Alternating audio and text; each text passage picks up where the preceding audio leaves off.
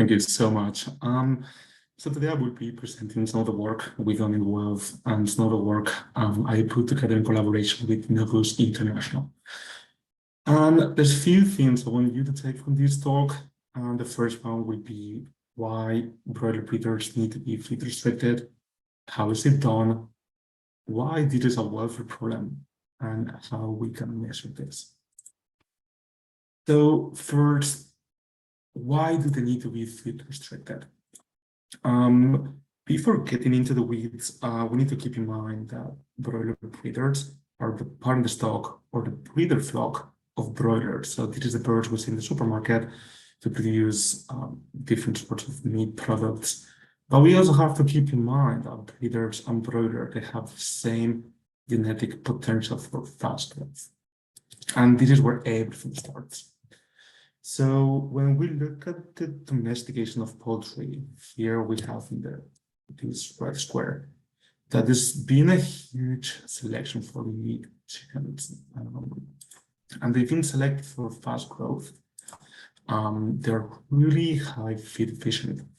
And something else that comes to keep in mind, and that's really important, they have a really high feed intake. So much that nowadays these birds can achieve 2.5 kilograms in less than 40 days. So this is literally like 5 pounds of meat in such a short period of time. But when we take a look at what's going on with the breeder flock, they also have the same trend potential to have this body weight. But when they can eat as much as they want, they have this fast growth. They have issues with reproductive performance and longevity. So one of the main issues, something like we noticed like 30 years ago, is when these broiler breeders are they're not feed restricted, they have a really high mortality. They have a really low reproductive performance. And they also have the same health issues that you see nowadays in broilers. So when we look into more detail, when they are not feed restricted, in the case of the females, they have these issues with the ovary, they have this dysregulation, they have this dysfunctional that it really turns into double hierarchy of the ovaries. Sometimes you end up with these double yolk eggs. And at the end of the day, they have a really low laying rate. So they have less ovulations. They are not really practically efficient. And they stop laying production really early on. But the roosters, they also have the similar issues when it gets to the reproductive performance. In the case of roosters, when they are not feed restricted, they can eat as much as they want. They have a really low sperm quality, so either motility and mobility of the sperm. And when we take a look into the behavior of these birds, they have less maintenance, less copulation, and they are less successful at doing it. So that means that practically, when we look at the broilers, in order to achieve those 2 kilograms of market body weight, they normally get this body weight by week 4. But when we look at what's the body weight of the broiler breeders, they achieve the same body weight 16 weeks later. So that means they have to be feed restricted. We need to control the growth rate of these birds so they get this body weight at the age of sexual maturity. And again, the main reason why they have to be feed restricted so much is in order to improve liability, laying rate in the case of the hens, and increase hatchability as well as fertility in the flock by the time they get to the production phase.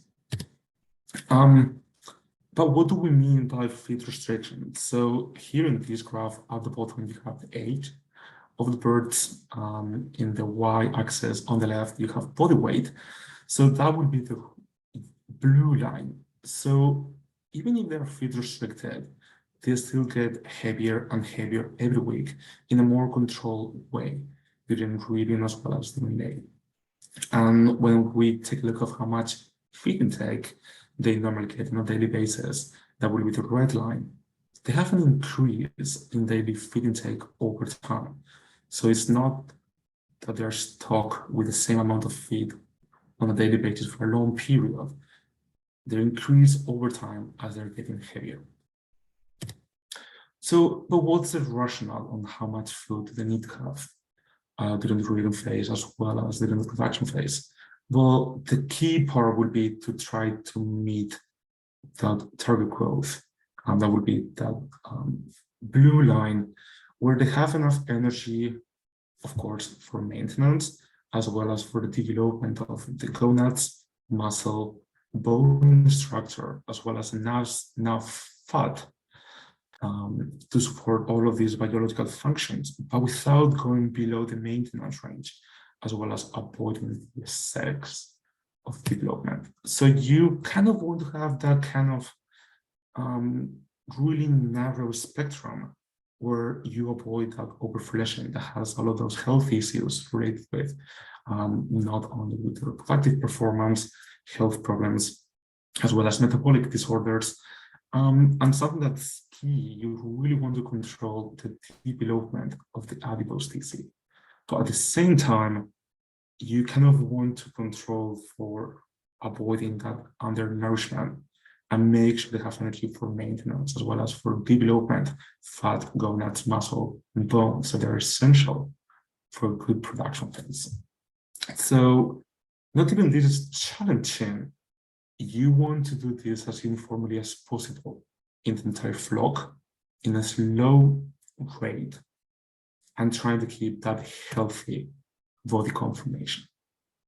This is definitely far away from easy, but that's the idea behind. But the main issue is even if they have like an increasing amount of feed on a daily basis and they still grow slowly, but they grow over time. When we take a look at how much food these birds they want to eat compared to how much they actually get, that's where the challenge and the welfare problem comes. In this graph, you see in the X axis age, and in the Y axis, you have the amount of food they normally get divided by how much food broilers will eat. So basically, that gives us kind of a ratio of how much food they get compared to how much they are driven to eat. Not so much in the laying phase, but when you look at the rearing phase along the left, you can see that at the beginning it's not that severe, but as they get into week 10, week 12, they get less than half of what they want to get. That's where they get welfare challenge because they're getting less, far away than what they want to eat. And why are we doing this? Well, when we look into the rearing phase more into detail, you have that first period where you want to give enough nutrients to have a good bone development, firm size that females need later on for producing eggs and for the laying rate. But the challenging part is that period between 8 to 15 weeks of age, where you want to control the body weight and trying to reduce the adipose tissue to develop more than needed. And this is a critical phase that has been proven to have like high chronic stress in these birds and welfare problems. This is a key phase to control the body weight, because then it alleviates a little bit more when you have the development of the sexual organs, either male or females, and then they get into the maturity phase, and that's when they get sexual maturity before they move to the laying period. So what are the main problems related to this feed restriction? It's not so much about the amount, it's more like they're getting less than what they really want to get. Well, first, the main problem is as they're feed restricted, that leads to hunger, lack of satiety, and frustration because they're not getting as much as they want. And of course, these problems of hunger, lack of satiety, and frustration, they get worse and worse the higher the degree of the feed restriction. All of these issues have behavioral problems related to first unfulfilled feeding motivation that can also return into redirected oral behaviors that I'm going to get into more detail later, as well as they can develop abnormal repetitive behaviors that they can turn into behavioral problems in the production phase as well as in the breeding.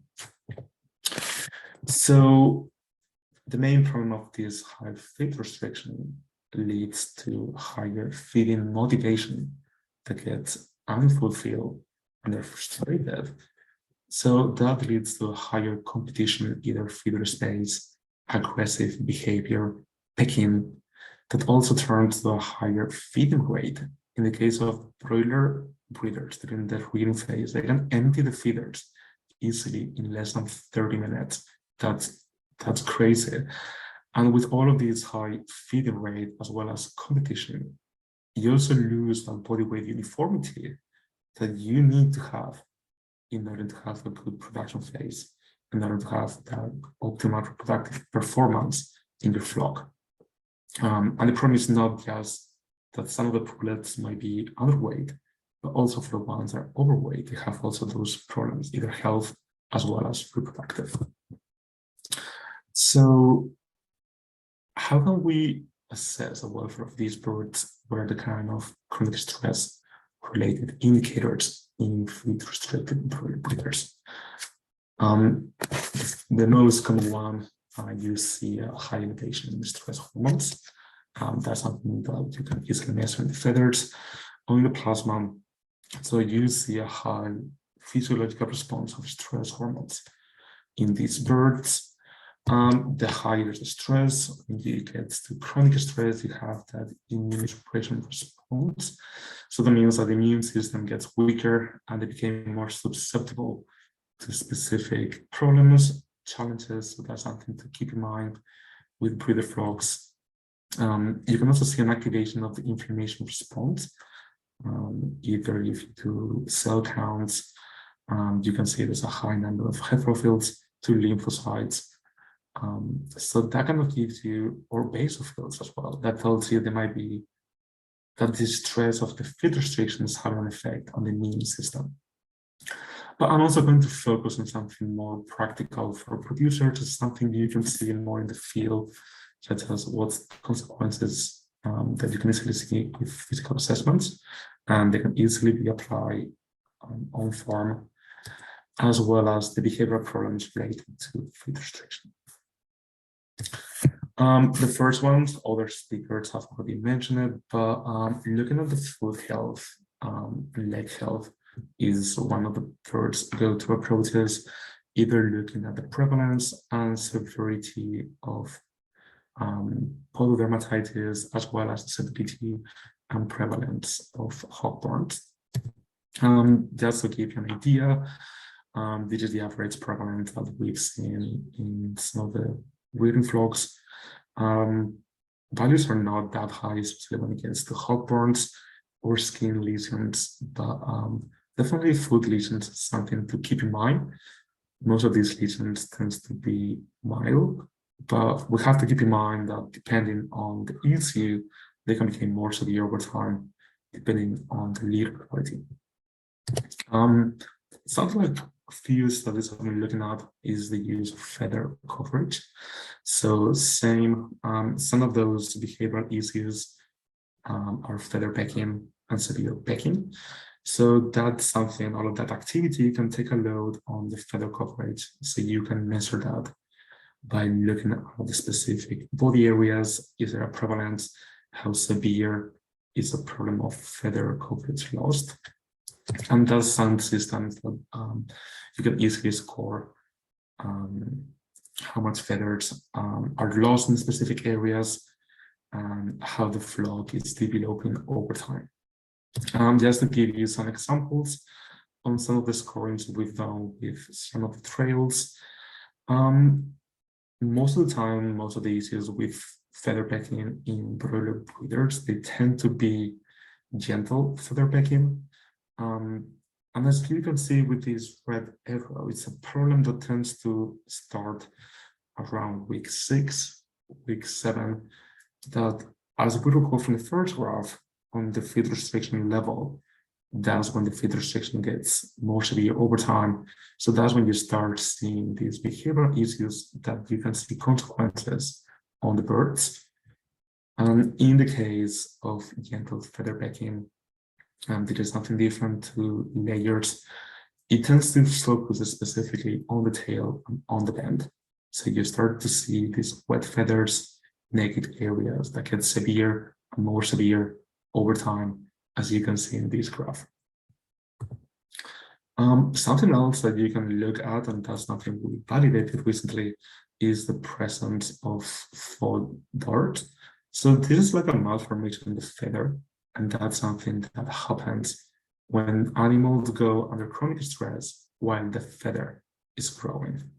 So as you can see in the feather on the right at the bottom, so there's a tail feather, and you can see those translucent lines that can tell you how many stressful events have been as a feather has been growing.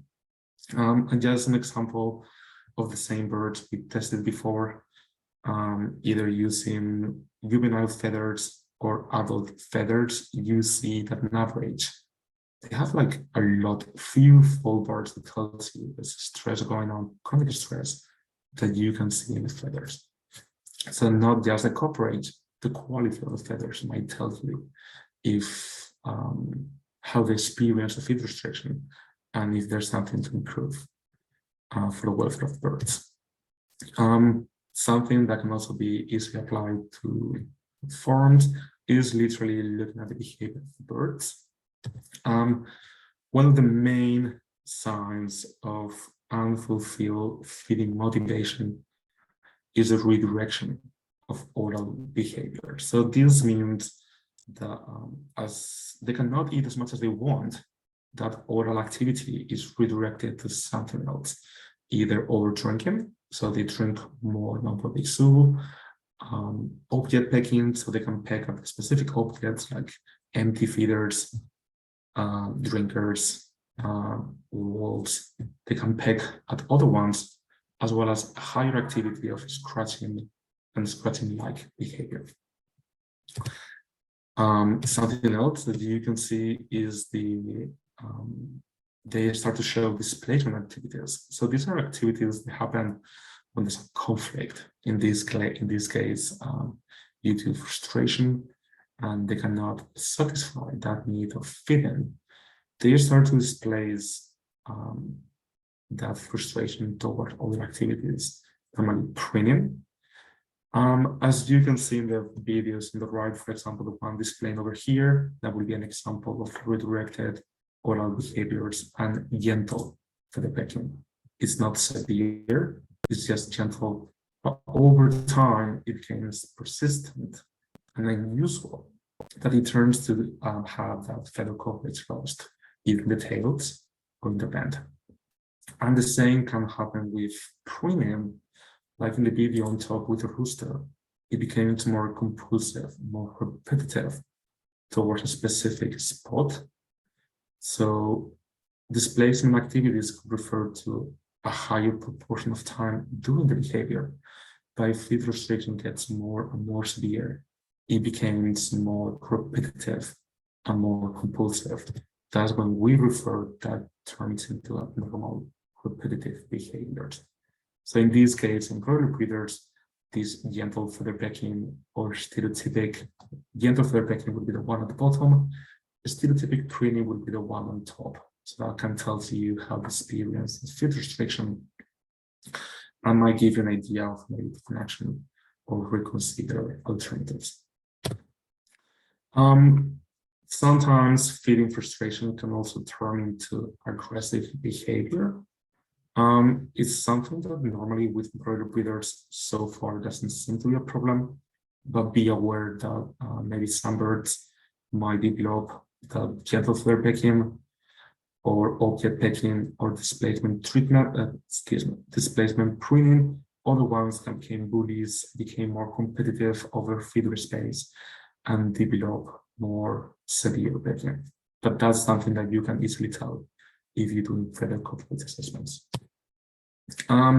So I will try to put a little bit of this information together, all of these behavioral signs of frustration, either competition, severe pecking, or the development of abnormal repetitive behaviors, normally turns into higher hyperactivity and restlessness.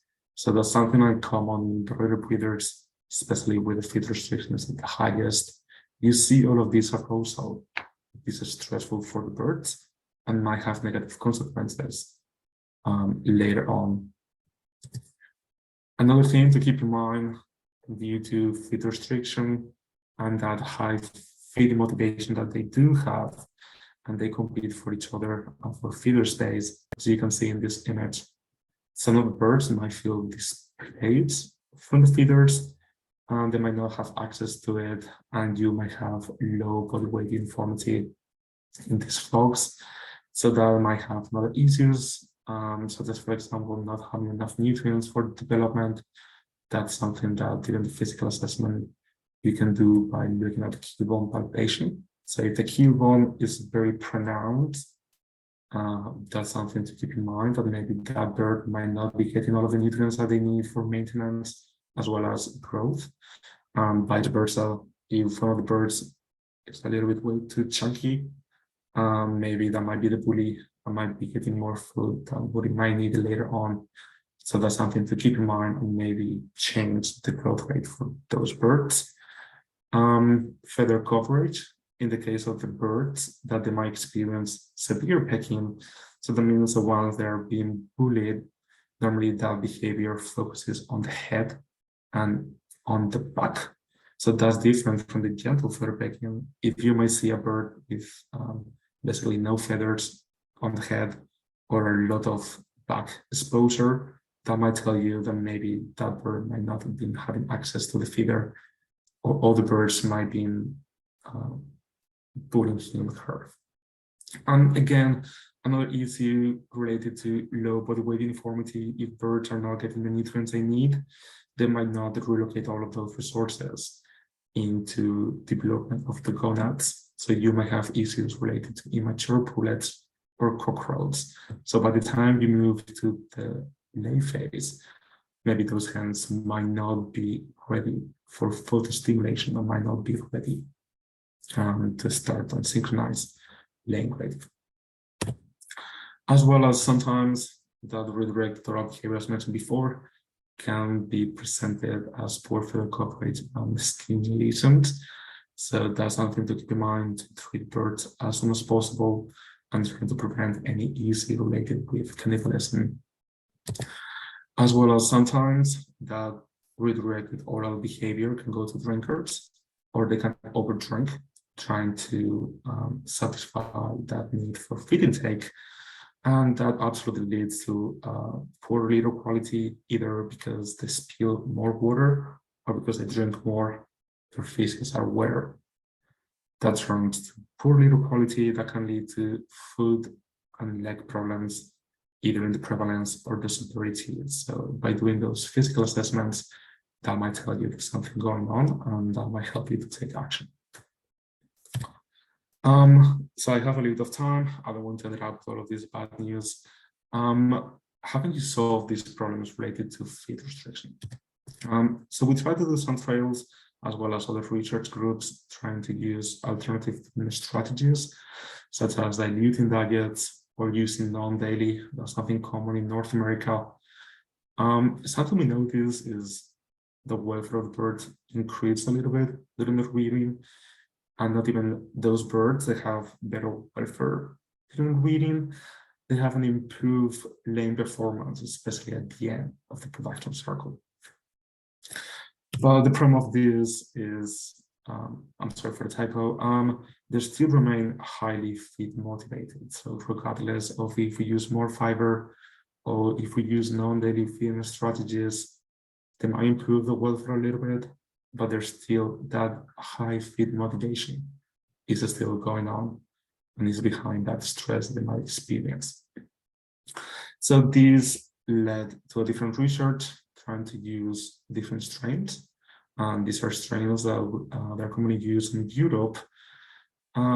These are slower growing broiler breeders, hens. The roosters are still the same, but some of these strains have a better performance, better reproductive performance, and they don't need it that much quantitative feed restrictions. So this might be something to keep in mind. There are different strains available. And some of the research previous to us, as well as with this one that we published last year, is that the problems related to high body weight, especially related to how the ovary functions, seems to be individual. There seems to be differences in individuals. Some of them seems to be more susceptible than others. That with this research line, we notice that some of the strains are the same. Some strains seems to be more susceptible to these high body weight issues compared to others. So maybe selecting against that sensitivity might help to control or maybe to reduce the welfare related to quantitative feed restriction. And with all of this, I just want you to redirect to this book that we published last year. If you like the topic, you want to know more, please take a look at it. It has plenty of resources and information available to everyone.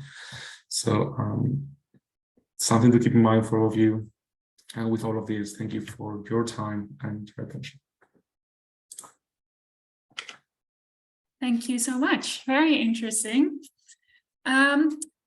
I missed, just to ask my own question first, I missed which feed restriction method you mentioned was sort of the best in terms of reproductive outcomes and welfare outcomes. Could you just repeat that? I didn't mention it because all of them are challenging. The most common approach tends to be feed restriction on a daily basis. There are alternatives, such as the uses of alternative diets, as well as in North America and in Canada, they use producers. Sometimes they use non-daily, just because practically it seems to improve body weight uniformity. When we look at the results, non-daily and alternative diets seems to improve the welfare a little bit. But at the end of the day, they still have those signs of chronic stress, either with the fold barge, feather cooperate behaviors. So they might improve a little bit, but at the end of the day, they're still feed restricted and feed motivated. So maybe using alternative lines, they don't require such a high feed restriction level. So hopefully they don't get that 50-40%, maybe they get a little bit, they lessen that feed restriction level, might be a solution. Mm-hmm. But we still have the same issue with the non-daily North America, whether it's ethical or not. That's a different challenge. Yeah, I can imagine. So you mentioned chronic stress, and we have a question about that. Is there a link to chronic stress? Oh no, sorry, to chronic inflammation in the intestines that are maybe similar to chronic autoimmune diseases in humans that cause high inflammation in the digestive tract, such as Crohn's disease or colitis? I don't know the answer to that question. It is a tricky answer. It was even hard to answer. Just overall, the link between stress and the immune system is direct. The higher is the chronic stress, the more likely you are to have more susceptibility to health-related issues. And in the case of chronic stress, that inflammation response seems to be there. So that's why we use the term chronic stress, because we see that inflammation, that basophil of 10%, is really high and tells you something chronic compared to acute. But I'm sorry, I cannot answer that. That's okay. So maybe related to that, have you looked at the intestinal quality of broiler breeders, and do you see any maybe lesions or some signs of the impact of feed restriction on like the clinical? Yeah. We kind of did for the treatments, because we use alternative diets and we use non-daily. The only thing we notice is, well, for the alternative diets, I have to give a little more background. We use 40% of soybean hulls.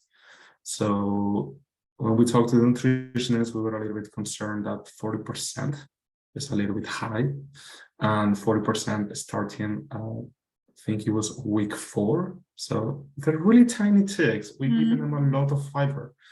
We noticed an increase on prevalences in the intestines. They were not severe, but they were there. Yeah.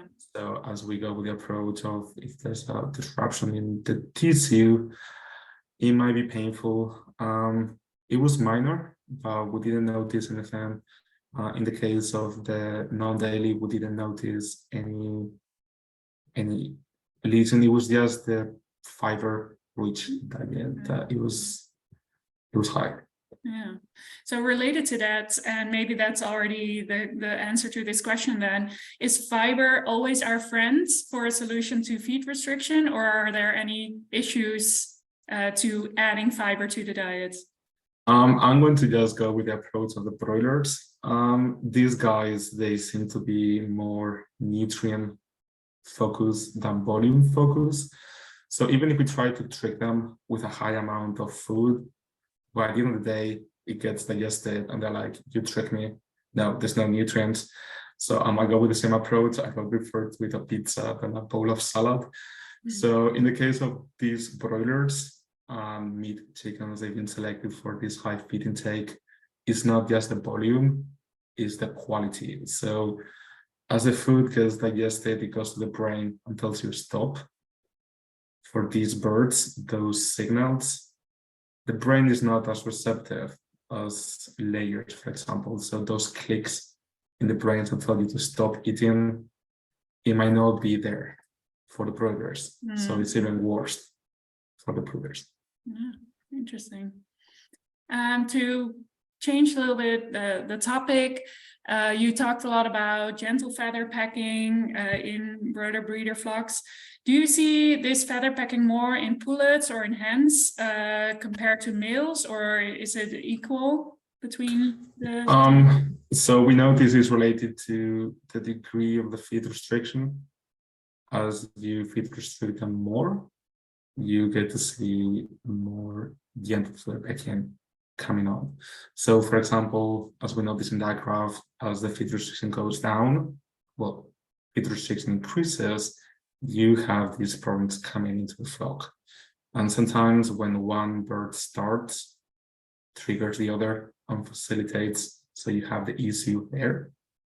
But as the degree of the feed restriction goes down into the lay phase, the problem do not tend to be there because they're getting more food.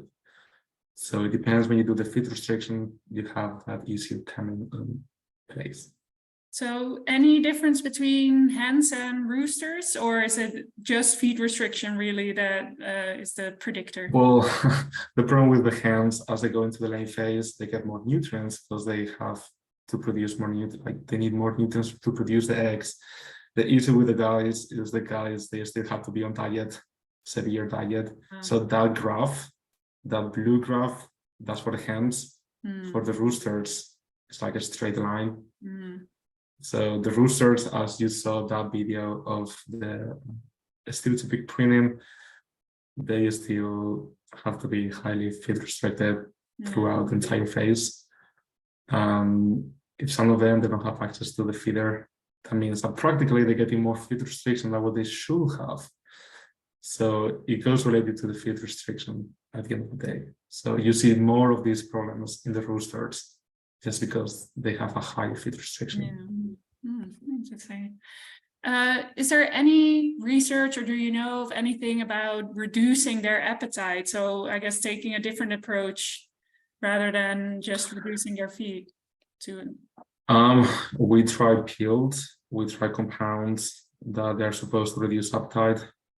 The one that we've been using is called calcium propanate. So propanate has been one of the ones we use.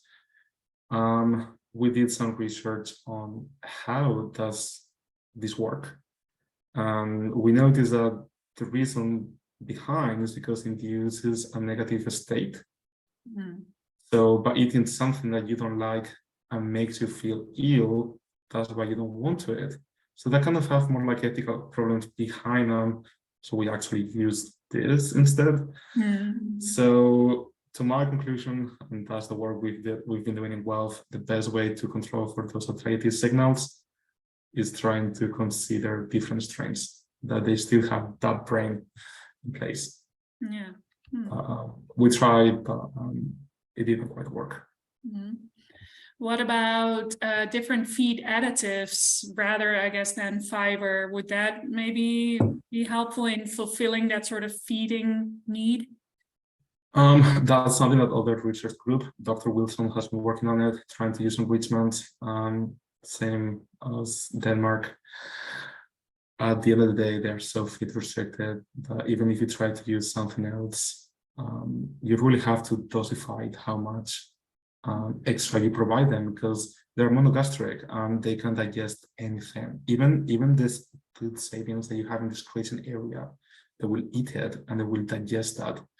So you really have to control for that so much, trying to keep them on diet on a safe way. It is complicated. Yeah.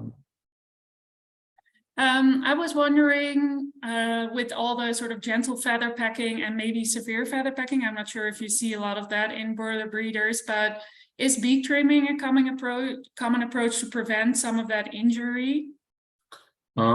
Same as we always teach in animal welfare, you might solve the problem, like you might have. It's not a solution because you don't tackle the problem.